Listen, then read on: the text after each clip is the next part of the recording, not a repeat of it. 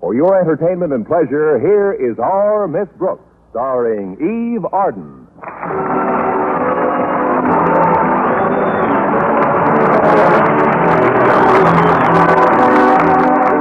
Our Miss Brooks, who teaches English at Madison High School, has always hoped that someday she would head her department. But with Mrs. Emma Finch holding down the job for the past 5 years, it didn't look like Connie Brooks would ever get a crack at it until last week. It was right before the final exams that Mr. Conklin, our principal, told me Mrs. Finch was not only retiring from the position, but actually leaving the school. When I asked him why, he blushed and replied, because it's best for all concerned. Oddly enough, it was our bashful biology teacher, Mr. Boynton, who finally told me the reason. We were alone in his laboratory at the time, and he said, Miss Brooks, Mrs. Finch is going to have a B.A.B.Y. I guess he put it that way so as not to embarrass some young rabbits who were listening. Anyway, Friday morning at breakfast, I was talking to my landlady, Mrs. Davis, about it. Well, what do you think, Mrs. Davis? Do you suppose I'll get the job? I can't see any reasons why you shouldn't, Connie. Honestly? But can you see any reasons why I should, Mrs. Davis? No, I can't see any of those either. It's up to Mr. Conklin to recommend the new department head to the Board of Education, isn't it? Yes, it is. Well, how do you stand with him? How do you mean, Mrs. Davis? Have you been courteous, cooperative, obedient, and respectful? No. And maybe I better forget the whole thing. Of course, it's not entirely up to Mr. Conklin's opinion of me personally. My work's got something to do with it, hasn't it? Frankly, Connie, your work should have everything to do with it. That's what I say. Maybe I better forget the whole thing. Are there any other English teachers at Madison who have been there as long as you have? Let's see. Yes, Miss Enright's been there about the same length of time, and she's been quite friendly with the Conklins, too. Of course, I have Mr. Conklin's daughter, Harriet, in my class, and we're great friends. Then that wouldn't influence Mr. Conklin any, although Harriet's a pretty good pupil, thank goodness, and her marks have all been exceptionally high. That might count for something with the old. I wonder if he'll make his decision right away. He might leave the position open for a while. I wish I knew. But then there's no sense in brooding about it. I'm either to be head of the department or I'm not to be. Oh, thanks for reminding me, Connie. I must get 2 tickets for Hamlet today. I promised my sister Angela I'd take her to see it. Of course, even if I forgot about it, she'd probably never even mention it. She's so absent-minded, poor thing. The older she gets, the more forgetful she is. How old is she now, Mrs. Davis? Who?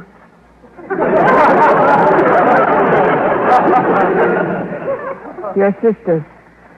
Which one? Angela, the absent-minded one.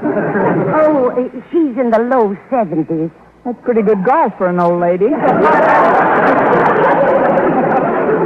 Angela's not half as bad as my brother Victor.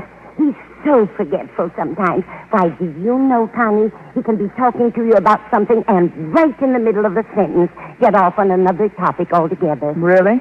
Yes, it's quite disconcerting, but I guess it's just something that scrambled, boiled, or fried, Connie. Well, I suppose you just have to... What? Your eggs, dear. How would you like them? I'd like them introduced into the conversation a little earlier. But now that you bring it up, Mrs. Davis, I'll take them any way you want yours. Good. Then we'll both have oatmeal. That's the only way to eat eggs. Where's the coffee, Mrs. Davis? Right here, Connie. I'll pour you some. Thanks. You know, it isn't just the extra salary that makes me so anxious to head the English department. It's the additional income. How much of a raise will you get, Connie? Oh, I'm not certain of the exact amount, Mrs. Davis, but it's well over $9 a month. Just think, I won't have to put newspapers in my shoes when the soles wear out. Now I can use magazine paper. You mentioned a Miss Enright before, Connie. Is that the rather snooty teacher you told me about? That's her, Mrs. Davis. And if she gets that job as head of the English department, she'll be impossible. Well, she walks around the school now as if she's inspecting the stockyards. When she talks to people, why, darling, you look positively chic. I mean, just too terribly soigné. It's sickening. Oh, then don't eat any more oatmeal, dear. Just finish your coffee. You've been derailed again, Mrs. Davis. Let me help you back on the track. I'm talking about Miss Enright, a rival English teacher.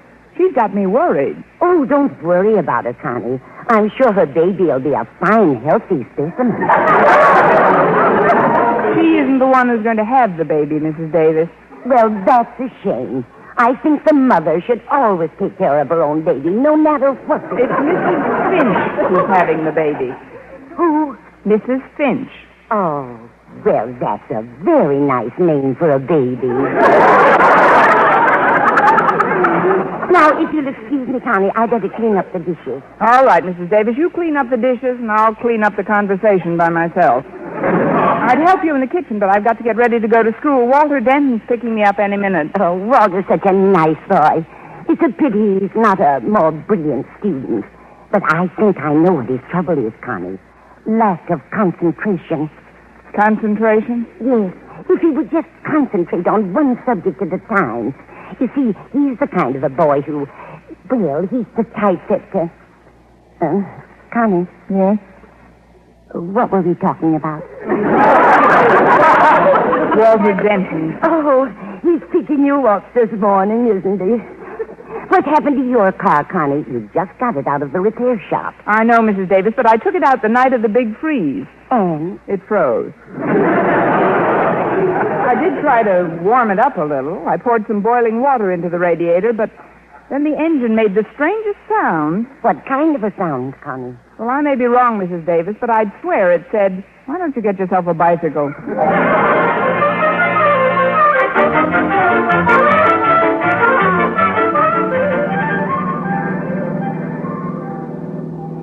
I'm glad you picked me up a little early this morning, Walter. Today may be a very important day in my life. Well, the importance of today or any day in your life, Miss Brooks, is only exceeded by your importance to your adoring pupils, of which, if I may be so bold, I consider myself one of the most worshipful and reverent. Amen. Thank you, Walter. There's things about you, Miss Brooks, character traits, I guess you'd call them, which are not to be found in any other teachers I've ever come into contact with. I just know that you are an eminently fair person. I also know that you're kind, gentle, and considerate of those who may not possess the superior mentality which is obviously your birthright. What else do you know, Walter? That today you're giving us the final exams in English. I thought you were a little over-smitten with me this morning. Oh, I'm not trying to influence you to give me a better mark. Oh, no, I'd bend over backwards rather than curry favor. But I've actually studied for this test, Miss Brooks. Even Saturday, when Harriet dragged me to the movies, I took my books right up to the balcony with me. What were you studying, Romeo and Juliet? You're kidding me, Miss Brooks, but I'm serious. I really crammed in that movie. But how could you read in the dark? Oh, it isn't always dark. They have a 3-minute intermission between pictures. Well, that's plenty of time, especially if you were studying in shorthand. Of course, not knowing exactly what the questions are going to be about makes it a little tougher. Naturally. It's sort of a strain on a student not to know approximately the nature of the questions he should expect. That's true. And just because a student has been fortunate enough to make a personal contact with a teacher whom he not only admires and respects as a person, but whose integrity and honesty as an instructor he holds in such high esteem, there's no reason for him to presume that just because he drives her to school faithfully and promptly, she would relinquish just one tiny iota of that integrity and slip him a little advance information about the test. Is it? You're so right, Walter. I knew you'd react that way, Miss Brooks, but I just wouldn't have felt completely honest with myself if I didn't try to chisel a tip or two. Anyway, now that you've dummied up about the tests, maybe we... Excuse me, Walter. Now that I've what? Dummied up. It's a synonym of clammed up. When I don't want anyone to know something about something I know about, I always clam up. And you're the chowderhead who can do it. But But, Walter, when I mentioned much earlier in the trip that this was an important day, I wasn't referring to the final exams. You weren't? No, I was thinking of Mrs. Finch. Oh, the head of the English department. The ex-head of the English department, Walter. Mrs. Finch is leaving Madison. Why? Because she's... well, Mrs. Finch is going to become a mother. Of who?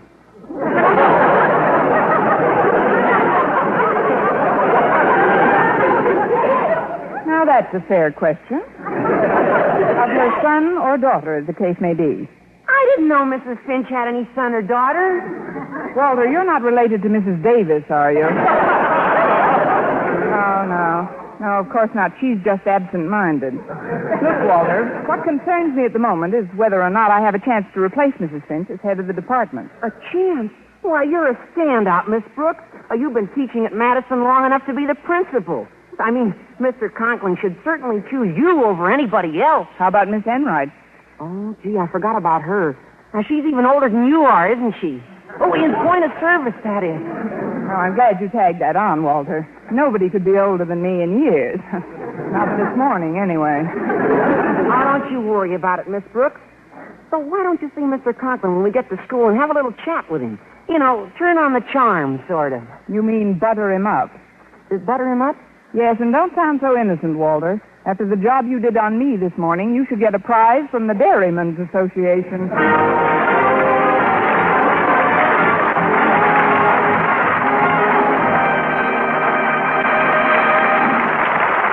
Our Miss Brooks, starring Eve Arden, will continue in just a moment. But first, The innermost thoughts of the second Mrs. Burton are yours to share as you follow her life story each Monday through Friday over most of these same stations. And like all of the people you meet in CBS Radio's daytime dramas, the second Mrs. Burton is someone whose thoughts and feelings are worth knowing. Burdened by the shadows of her husband's first marriage and often in conflict with her strong-willed mother-in-law, the second Mrs. Burton meets each new problem that stands in the way of happiness with courage and with intelligence, too. Tomorrow and every Monday through Friday, follow the engrossing story of the second Mrs. Burton. Remember, you'll meet her right here on CBS Radio, where Wendy Warren, young Dr. Malone, our gal Sunday, backstage wife, Nora Drake, and Ma Perkins, along with the folks on The Road of Life, The Romance of Helen Trent, and The Right to Happiness, all add drama and excitement to your daytime listening. That's on CBS Radio, of course.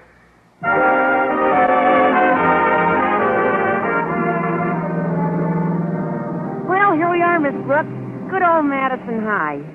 You know, every time I look at these hallowed walls, I wish for just one thing. What's that, Walter? I wish I was still home in bed.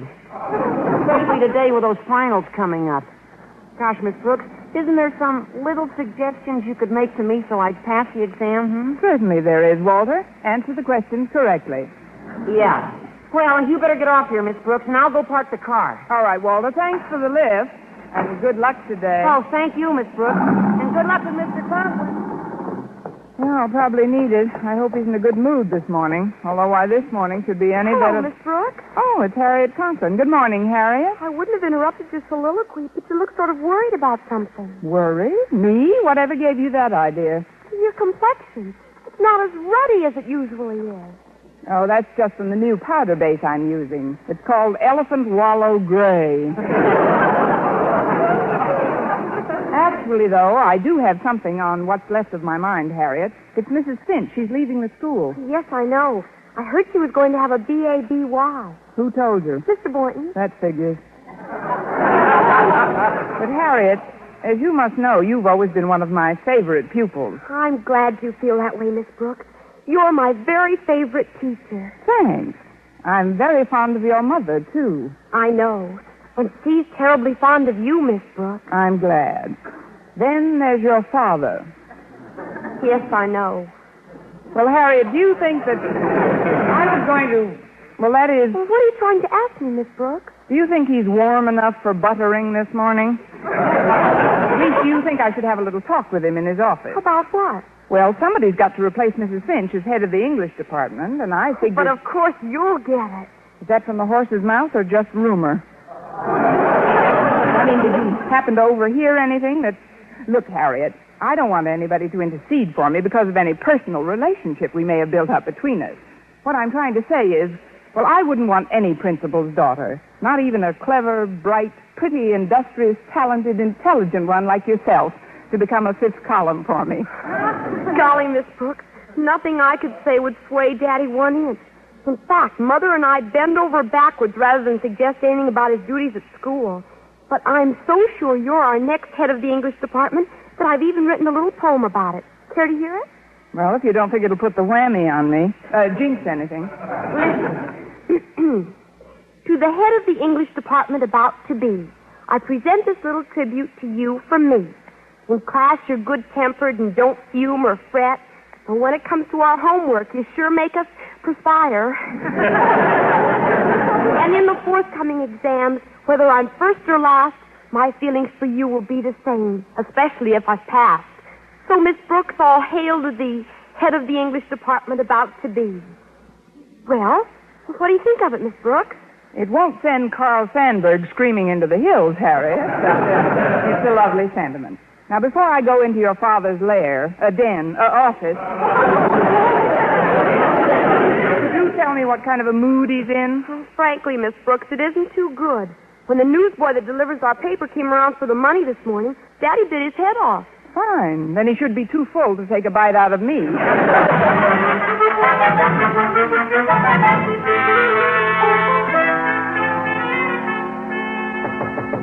Come in. Good morning, Mr. Conklin. Oh, it's you, Miss Brooks. And how are you this bright, cheery, radiant day? I'm cold, damp, and depressed.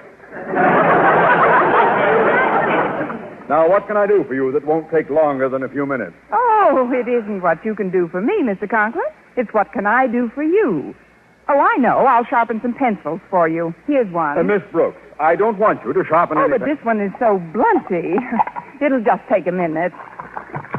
There. Isn't that a lovely point? But I don't... Give me your thumb a minute. Ow! See what I mean?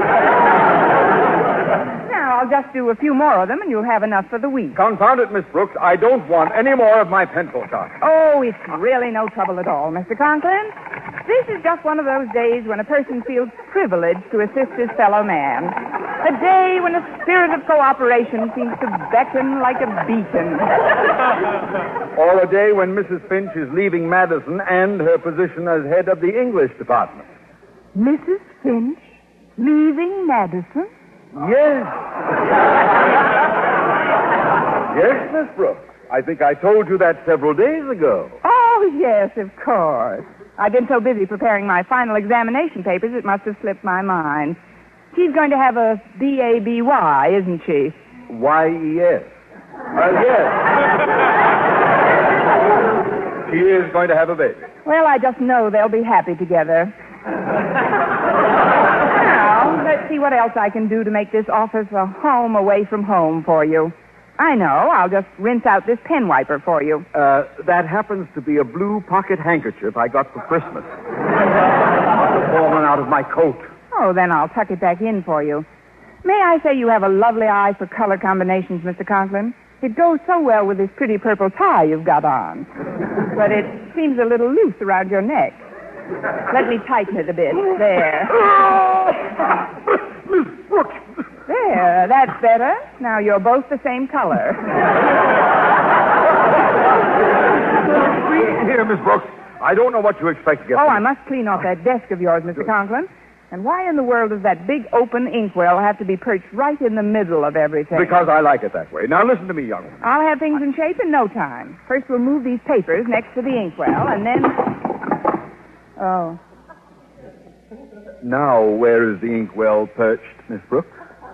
Oh, don't worry about that, Mr. Conklin. Ink is good for the rug. Or is that ashes? Well, anyway, I'll go get a mop and... Sit down, Miss Brooks. Sit down? Yes. As you know, I spent considerable time in the Army as a major.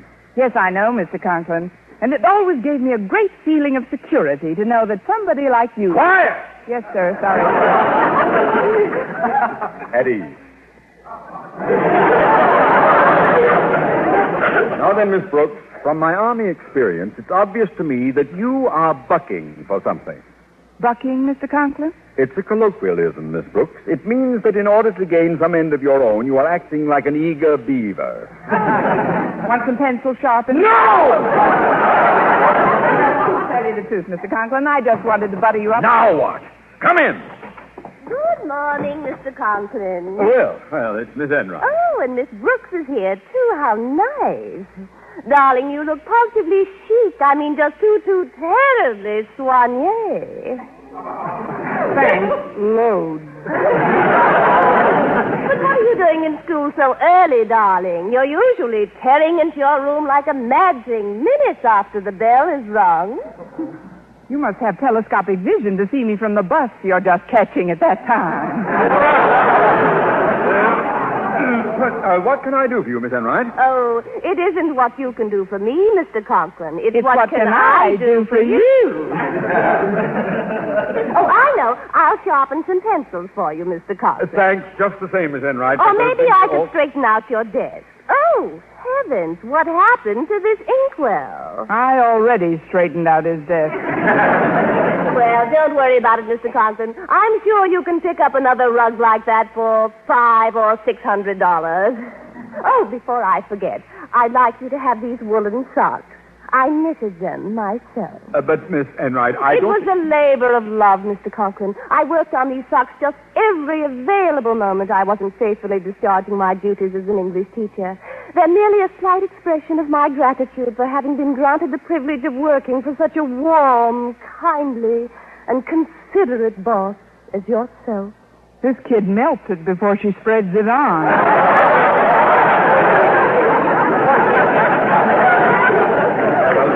Thank you for the thought, Miss Enright, but with Mrs. Finch leaving Madison... Oh, a number of... is she really? Well, this is a big surprise. It must be. You look even more surprised than you did when we heard about it last Tuesday. That will do, Miss Brooks. Miss Enright, in view of the fact that you are eligible for the position that Mrs. Finch is relinquishing, I feel that I cannot accept this pair of socks. But, Mr. Conklin, whatever shall I do with them? You can give one to Mrs. Finch's baby. It'll make a nice sleeping bag for him. I think you should know, ladies, that my selection will be based largely upon the results your students achieve in their final exams this morning. Therefore, you will not mark your own papers, but bring them into this office immediately after the tests are completed. Are you going to mark them, Mr. Conklin? Certainly not, Miss Brooks. My daughter Harriet is one of the students taking the tests. No, in order to assure complete impartiality, I've asked someone from another department to correct the papers. Mr. Boynton. Mr. Boynton? Oh, I know that you see each other socially on occasion, but he's the soul of honesty. And I know that he, like myself, would bend over backwards to see that justice is done. Who's teaching everybody to bend over backwards, Arthur Murray? Well, I don't think this arrangement is completely fair, Mr. Conklin. I never see Mr. Boynton. Well, if it'll make you feel any better, Miss Enright, I'm not going to see him again either, until lunch.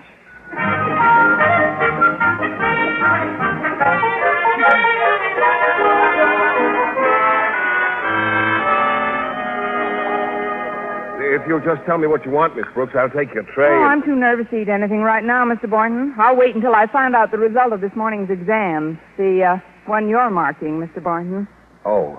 Well, that's something I'd rather not talk about, Miss Brooks. You see, I've promised Mr. Conklin... I know you've got to be strictly impartial, Mr. Boynton, but couldn't you give me just an inkling of how I'm making out? But I gave my word, Miss Brooks. Just a teensy suggestion of the merest trace of a breath of a hint. But I gave Mr. Conklin my Scout's honor. Oh. Well, then you might as well get yourself something to eat. Oh, very well, Miss Brooks. And I hope you swallow a merit badge. There you are, dear Mr. Boynton. Oh, hello, Miss Enright. May I share this table with you? The cafeteria is awfully crowded today. Oh, I don't see why not, Miss Enright. I do. Hello, darling. Oh, Mr. Boynton, before I forget, I'd like you to have these woolen socks. I knitted them especially for you. I don't think I should, Miss Enright. You see, I'm still judging your examination papers, but, well, thanks just the same. Now, if you'll tell me what you'd like to eat. Well, let me see. Oh, I see they have turkey today. Would you get me a drumstick, Mr. Boynton? Why don't you get 2 drumsticks and put the socks on them?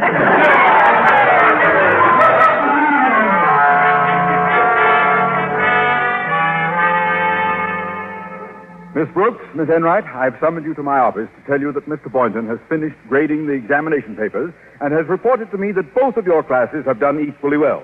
Therefore, it will have to be my decision after all. And that decision is, dear Mr. Conklin? I have decided... Yes, dear Mr. Conklin.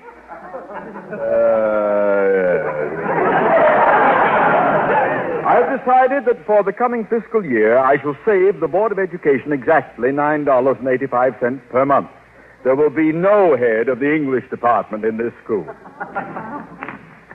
Why, darling, what in the world are you doing? Just breaking some of the pencils I sharpened this morning.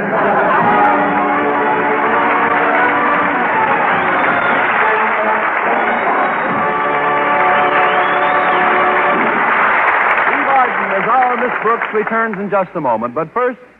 Is your interest in events of the day based on business affairs, or are you someone who just enjoys the adventure of living? In either case, you have every reason to demand that news reports come to you quickly, accurately, and with no waste of words.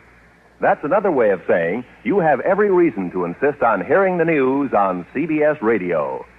Throughout the day, every day, our far-flung staff of correspondents bring the most remote corners of the world to your hearth by means of their up-to-the-minute reports on developments at home and abroad. Whenever significant events take place, you can count on CBS News to bring you first-hand and well-detailed descriptions of what is happening, often broadcast right from the scene of the event. You can count on CBS Newsmen, too, to make certain that fact is emphasized. Whether you need to know what is happening in the world in order to know what to buy or sell or manufacture, or if you just want to be in on every exciting chapter in the story of your lifetime, let CBS News keep you as fully informed as an expert.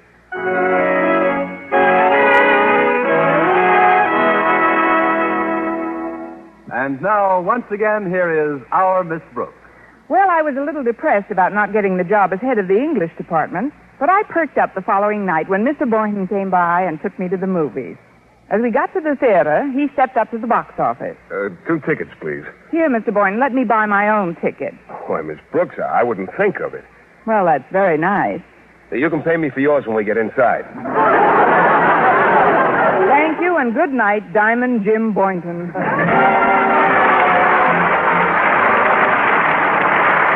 Weary of just window shopping? Wish you could afford so many of the things you see but your neighbors buy?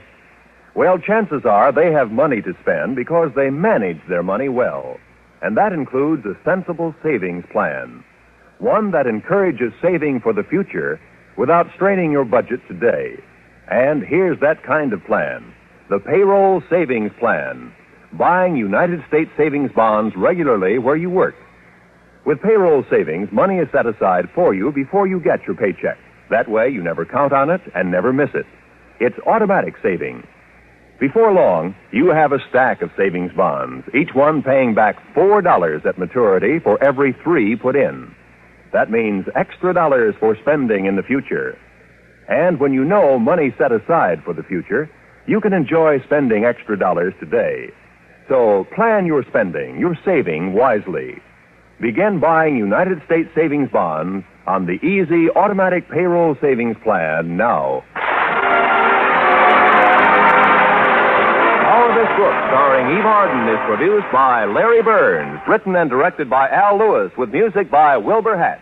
Mr. Conklin was played by Gail Gordon. Others in tonight's cast were Jane Morgan, Dick Crenna, Gloria Macmillan, and Mary Jane Croft. Be with us again next week at the same time for another comedy episode of Our Miss Brooks. This is Roy Rowan speaking. America listens most to the CBS Radio Network.